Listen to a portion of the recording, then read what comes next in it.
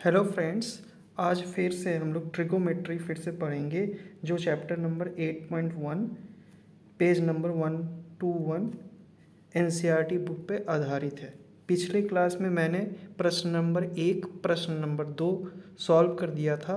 आज प्रश्न number 3 solve करेंगे। देखिए प्रश्न नंबर 3 में क्या लिखा गया है।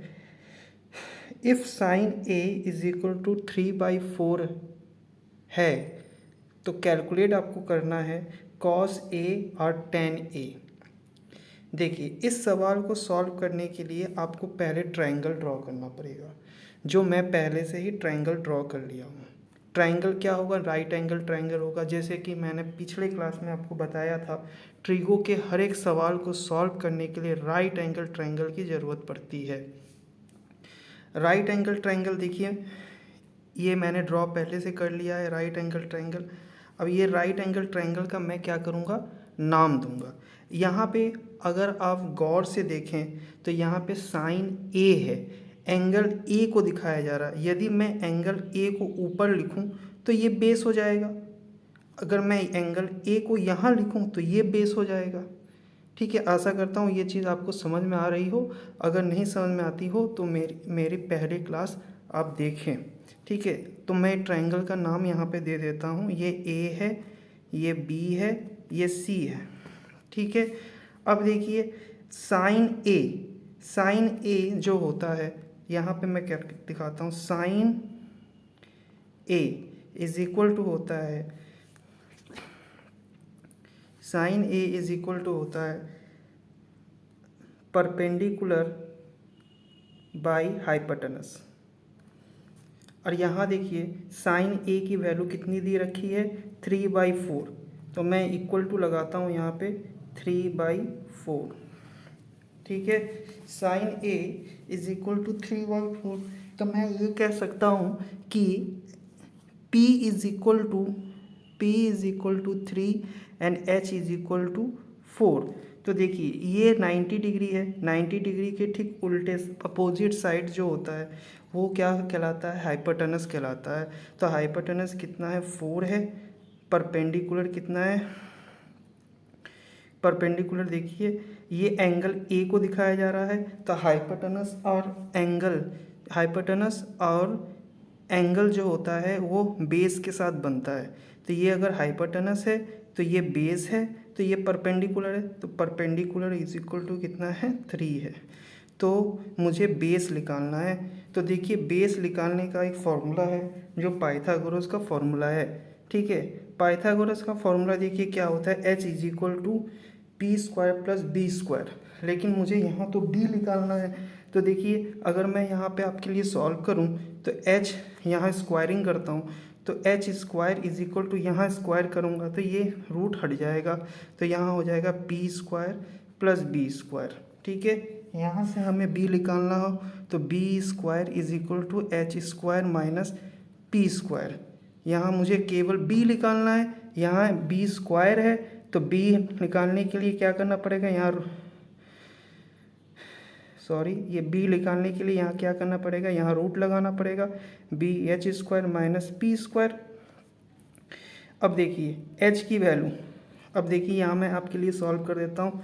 ये फॉर्मूला मैंने आपके लिए ड्राइव करके बता दिया। देखिए यहाँ h की वैल्यू कितनी है, h की वैल्यू 4 है, 4² माइनस p की वैल्यू कितनी है, p की वैल्यू 3 है, 3² equal to 4² 16 minus 3² 9। 16 minus 9 is equal to कितना होता है, आप बताइए। 16 माइनस 9 इज इक्वल टू होगा 7। तो h की वैल्यू क्या निकल के, बेस की वैल्यू क्या निकल के आई, 7, √7 निकल के आई। बेस की वैल्यू क्या निकल के आई, √7। अब देखिए सवाल मेरा 50% सवाल सॉल्व हो गया है। अब मुझे क्या निकालना है, कॉस ए। कॉस ए का फंडामेंटल फॉर्मूला होता है base by hypotenuse, base by hypotenuse. अब बताइए इस ट्रायंगल में बेस कितना है, इस ट्रायंगल में बेस जो है √7 है और हाइपोटेनस कितना है, हाइपोटेनस देखिए 4 है। तो इसका आंसर कितना हो जाएगा, कॉस ए की वैल्यू कितनी निकल के आई, √7/4। tan ए की वैल्यू देखिए, tan A is equal to होता है परपेंडिकुलर। यदि आपको ये फॉर्मूला नहीं आता हो तो आप मेरे पिछले क्लास को ज़रूर देखें, लिंक डिस्क्रिप्शन में दिया गया है। और आपको ये ट्रिगो रेशियो आशा करता हूँ समझ में आ जाएगा। देखिए परपेंडिकुलर बाय बेस। अब ये देखिए इस ट्रायंगल में परपेंडिकुलर क्या है, मैं लिख देता हूँ, ये बेस है, ये परपेंडिकुलर है, ये हाइपोटेनस है। आपके इजी के लिए लिख दिया, सुविधा के लिए। तो देखिए परपेंडिकुलर कितना है, 3 है, बेस कितना है, √7 है, √7। तो इसका आंसर ये हो गया। ठीक उसी प्रकार देखिए ये एक सम्स है, क्वेश्चन नंबर 4। क्वेश्चन नंबर 4 देखिएगा। क्वेश्चन नंबर 4 में क्या लिया गया है, गिवन दिया गया है 15 cot A is equal to 8, find sine A and sec A। ठीक है, तो देखिए cot A, तो पहले तो मुझे cot A लिखना होगा। cot A होता क्या है, cot A is equal to होता है base by perpendicular.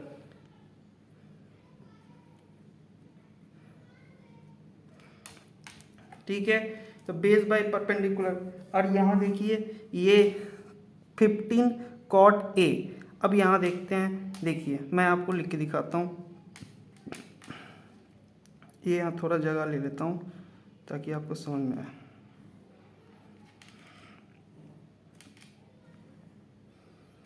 $15 cot A is equal to 8, ये गिवन दिया गया है। यहाँ से मैं cot A की वैल्यू निकालूंगा। cot A इक्वल टू क्या होगा, 15 देखिए cot के साथ मल्टीप्लिकेशन में है तो इक्वल टू के उस साइड जाएगा तो क्या हो जाएगा, डिवाइड हो जाएगा 8/15। तो मैं cot A की जगह लिख सकता हूँ 8/15। अब देखिए बेस इक्वल टू 8 आ गया, परपेंडिकुलर इक्वल टू कितना आ गया, 15 आ गया। यहाँ पे देखिए एंगल ए ठीक ऊपर वाले सम्स की तरह एंगल ए को दिखाया जा रहा है, तो मैं एंगल ए लिखूंगा, ABC ये एंगल दिखाया जा रहा है। तो ये क्या हो जाएगा, AC जो होगा हाइपोटेनस हो जाएगा, ये क्या हो जाएगा, बेस हो जाएगा, ये हो जाएगा परपेंडिकुलर। ठीक है, अब देखिए बेस की वैल्यू कितनी है, बेस की वैल्यू 8 है, परपेंडिकुलर की वैल्यू कितनी है, 15 है, परपेंडिकुलर की वैल्यू 15 है, h की वैल्यू निकालनी है। तो h की वैल्यू किससे लिख लेगी, h की वैल्यू पाइथागोरस के फॉर्मूला से लिख लेगी।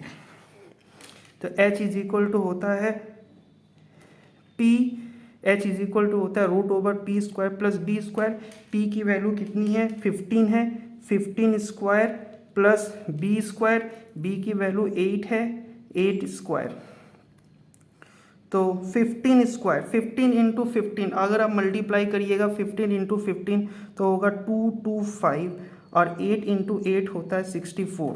ठीक है, इसको आप प्लस करें तो होगा कितना, देखिए 5 + 4, ये एक्चुअली हो जाएगा 5 + 4 9 हो गया, 6 + 2 8 हो गया, ये 2। अब देखिए 287 रूट इक्वल टू क्या होता है, 17 के बराबर होता है। आप 17 इंटू 17 करिएगा तो होगा 289। इसका मतलब क्या होगा, √289 की वैल्यू कितनी है, 17 है। ठीक है, तो ये क्या निकल के आया, h निकल के आया, h की वैल्यू कितनी निकल के आई, 17। ठीक है, अब देखिए पहले जैसा हम सम से जो पहले मैंने सवाल लगाया उसी जैसा है।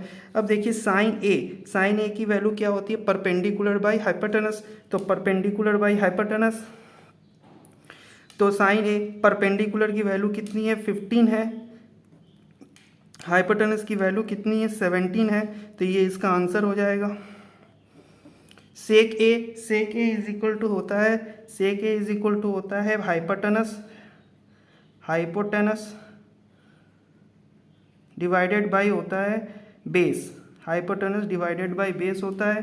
ठीक है, हाइपोटेनस डिवाइडेड बाय बेस होता है। ये देखिए हाइपोटेनस की वैल्यू कितनी है, 17 है, और बेस की वैल्यू कितनी है, 18 है। तो सेक ए की वैल्यू कितनी निकल के आई, 17/18। ये इसका आंसर हो जाएगा। ठीक है, आशा करता हूँ आपको समझ में आया हो। अगर नहीं समझ में आता हो तो पीछे करके दोबारा देखें, और पिछले क्लास को देखने के लिए इंटरव्यू के रेशियो के बारे में इंट्रोडक्शन देखने के लिए पिछले क्लास को मेरे देखें। पिछले क्लास जो है डिस्क्रिप्शन बॉक्स में लिंक दिया गया है। Thank you.